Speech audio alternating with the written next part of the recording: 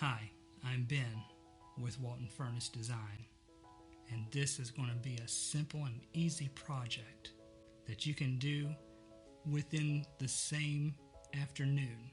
Have friends and family looking at that piece and going, wow, that is amazing. How did you do that? You don't have to give away your secrets, but this is how I did it. I had an old lampshade that I bought years ago in a antique store, and we used it for our kitchen for many years, but when we moved, this lampshade ended up in the garage and forgotten. I actually didn't even know it was there until I started moving things around, but now since we have brought it back into our home, we want to make it something interesting. My first thought was to get the stained glass look, and after going and seeking out a stained glass artist, I realized that a whole lot more was into it than what I thought. Also, it takes a lot of talent to do stained glass and to get it to look right. We are going to use regular paper.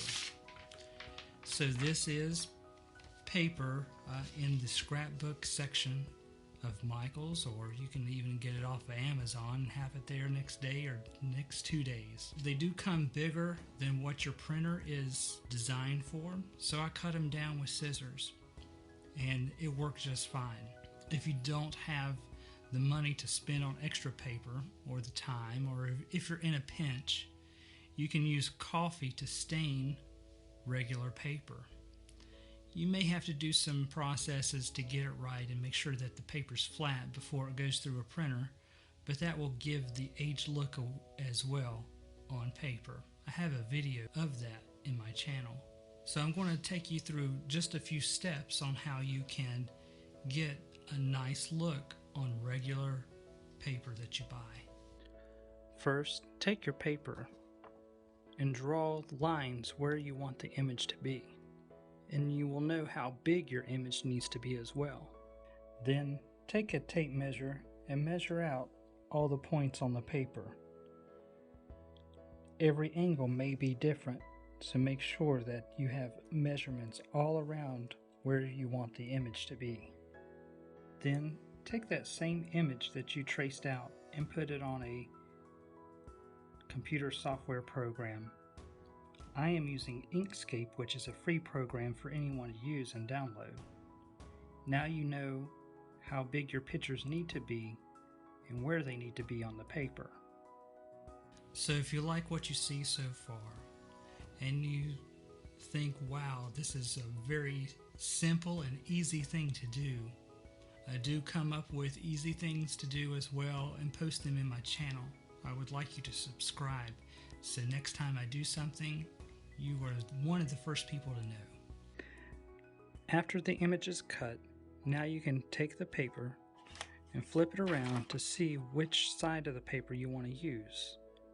One side will be bolder than the other, depending on which side is printed on.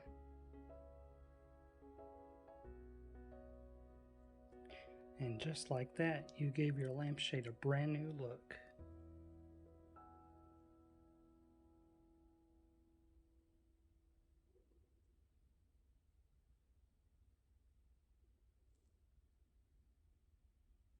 So I hope you enjoyed this video. Also, now it is a fixture in my home.